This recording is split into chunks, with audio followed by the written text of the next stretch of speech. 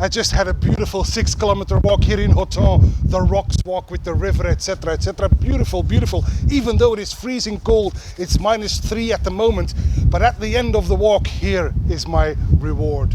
After I kept walking, I come back to a whiskey, obviously. And for the 200th anniversary of John Walker and Sons, Johnnie Walker released this Celebratory Blend. It's in a fancy packaging. Let me just liberate the bottle from the packaging. There we go. And as you can see, it's got this old style white label on it. And that, of course, is a tribute to the original Old Highland malt that Johnnie Walker released. So this blend is based on an old recipe that they found in the Johnnie Walker archives, and that's what this one is all about. The original Old Highland Whisky from Johnnie Walker and Sons. It's not bottled at your usual 40 or even 43% ABV. No, this one is bottled at higher strength at 51% ABV, and that's the one I would like to try today. Here we go. Boom. Chilly. Oh, all right. This is going to feel so good after such a long walk, a brisky walk in the freezing winds. Old Highland Whisky by John Walker and Sons, and like I said, this is bottled at 51% ABV. Look at that color. There's definitely some sherry matured whiskey in the mix, I'm sure. And if you don't mind, I'm going to hold on to my bottle because the wind is tricky. I wouldn't want my beautiful scotch to tumble down, so I'll just hold on to it. Right, let's give this one a go. Like I said, the Johnnie Walker Celebratory Blend at 51% ABV on the nose.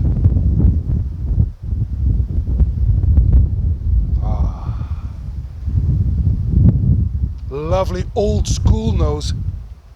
On dried yellow fruits, think sultanas, think peach, maybe even some pineapple. I get some candied orange peel and some molded wood. It's that molded wood that gives it its old school character. I get some bakery spices and a hint of smoke, but very delicate all the way in the back. Very delicate and very distinguished. Some soft vanilla and a touch of caramel. This is a very, very impressive nose in my opinion.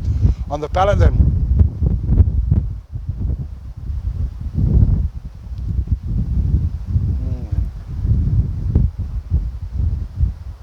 Good body, almost syrupy in fact. I get raw sugar, I get orange juice, applesauce and vanilla custard, some maple syrup and dark honey. So all these wonderfully lovely sweet dark notes.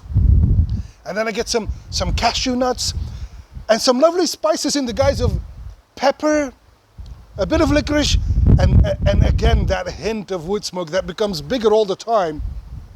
That delicate smokiness now becomes actually quite grand. This is impressive indeed. On the finish then.